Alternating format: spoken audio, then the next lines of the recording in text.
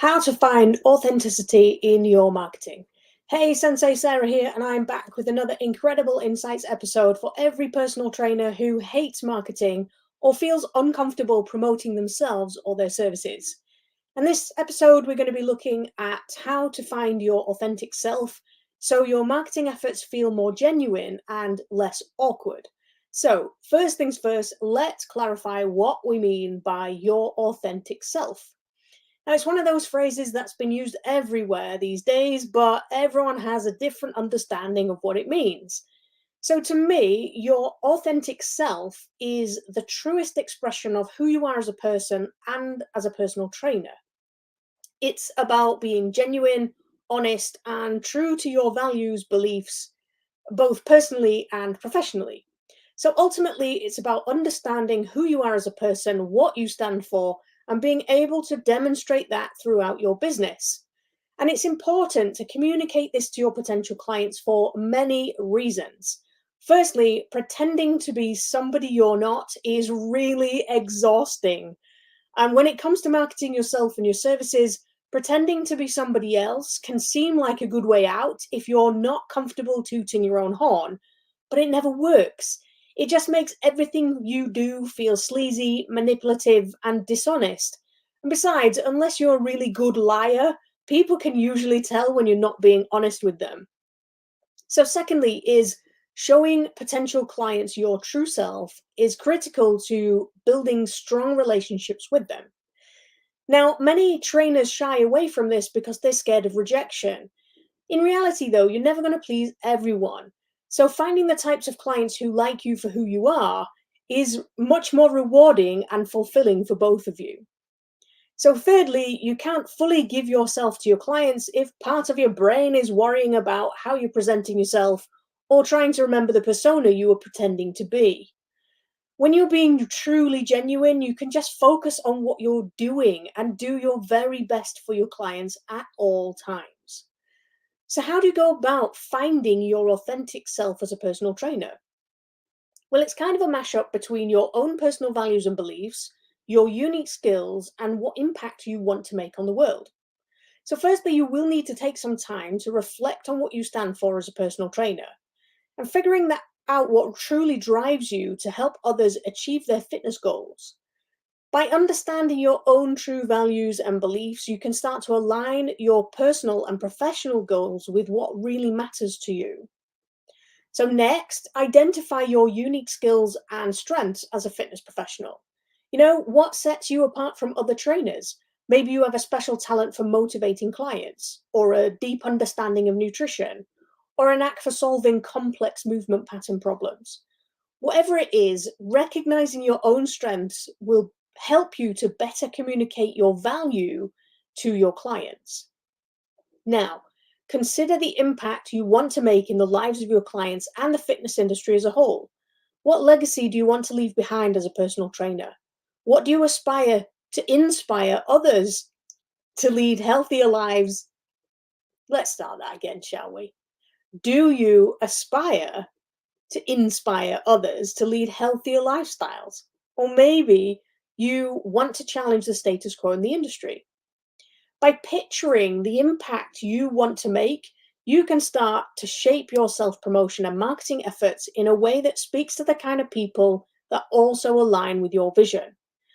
Now, I know that this can sound a bit daunting. So, what happens if you don't spend the time figuring out all this stuff? Well, you'll end up like I did. Now, it was 2001 when I started as a personal trainer. And back then, the whole concept of personal training for anyone other than the rich and famous was quite new, especially to the folks in the small town in the north of the UK where I lived. It was an exciting time to be in the industry, and I was eager to build a business doing what I loved, which was helping people. And because personal training was such a new idea, I really didn't have to work that hard to find new clients. I paid to put my name on a register that they called the National Register of Personal Trainers with a little blurb about myself.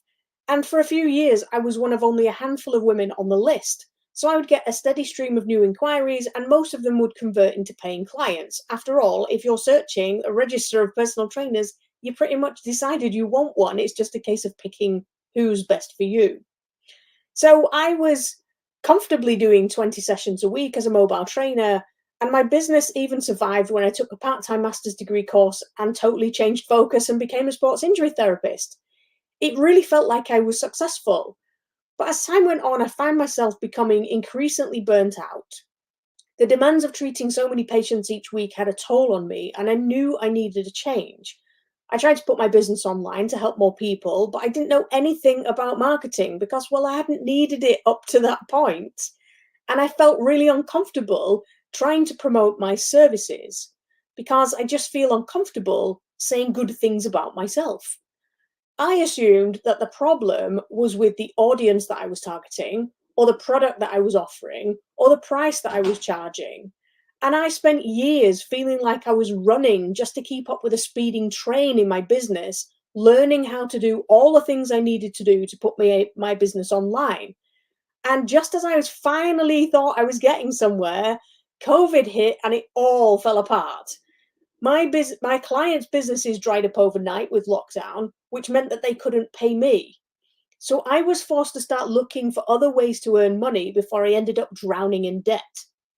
Then an opportunity came up for me to earn regular money while learning from a hugely successful business owner, and I knew that I had to take it. It was a turning point in my life because for the first time ever, I had the opportunity to figure out what I really wanted and what I was really good at. After a lot of soul searching, I realized the path that I'd been on for the last 30 years might have been the one that I knew best, but it wasn't the one that made me happy. Like so many people, I'd spent so long putting other people's needs first or doing what I thought I should that I totally lost track of who I was and what I wanted. Now I understand myself much better, and it's much easier to tackle all the things that I find uncomfortable in business, like marketing. It's easier to avoid distractions that keep me busy, stop me from focusing on the things that I find uncomfortable. And it's easier to put my authentic self into everything I do. Now, I learned the hard way that it's important to take time to figure out who you really are and what you want from your business. It's a journey of self discovery that has led me to a place of fulfillment and happiness that I never knew was possible. And for that, I am truly grateful. Now, I don't feel comfortable sharing the stories of my experience. No, let's phrase that a different way. I always felt uncomfortable. There we go. I always felt uncomfortable sharing those stories because I knew that it was a mistake. Like, I'm terrified of making mistakes and making myself out to be, you know, worse than I really am, or coming across as looking stupid. So I couldn't be honest about all the failures that I'd made because it made me feel like I was failing already. But when I found that place of authenticity and I'd learned from those mistakes, I really felt like it was important to share those experiences coming from a really valuable and genuine place because I learned how to overcome them. And those experiences are unique to me. They are not what everybody else has been through. So I found it really empowering, really, to share those experiences so in a way that felt genuine and honest to me, because I know that there's countless people out there who could learn from my experience, who've been in the exact same position that I was in, and then I can share them to help those people move forwards like I did. So now I do share those experiences, and I do it in a way that I wish that I'd had that information at the beginning of my journey. And after so much struggle, like years of struggle, I am determined to have some fun. Now, this marketing stuff does not have to be intimidating or stressful, and figuring out who you are and what you want doesn't need to take ages either. And that's why I'm putting the finishing touches on a brand new game that will help you uncover your true mission as a personal trainer. It's a fun and interactive way to dig deep into your values, goals, and strengths, but the game isn't quite ready yet. So you can grab the book of cheat codes right now at kickasspt.com/playbook, and you'll be among the first to know when the game is ready to go. All right, so we've covered quite a lot here today. So here's a quick summary of everything that we've covered. Firstly, your authentic self is the truest expression of who you are as a person and a personal trainer. Reflecting on your personal values and beliefs as a trainer will help you to align your personal and professional goals. Identifying your unique skills and strengths as a fitness professional helps you to better communicate the value you bring to your clients. And picturing the impact that you want to make in the world head, helps you to communicate that to your clients and the world in general, really. So head to kickasspt.com/playbook to get those cheat codes that will make this whole process much, much easier and much more fun. Oh, and don't forget, if you like this video, give us a like, a comment, or even a share. I would be most grateful. And of course, be sure to subscribe to our YouTube channel for more incredible insights. I'm Sensei Sarah. Thanks for watching, and I'll see you on the next episode.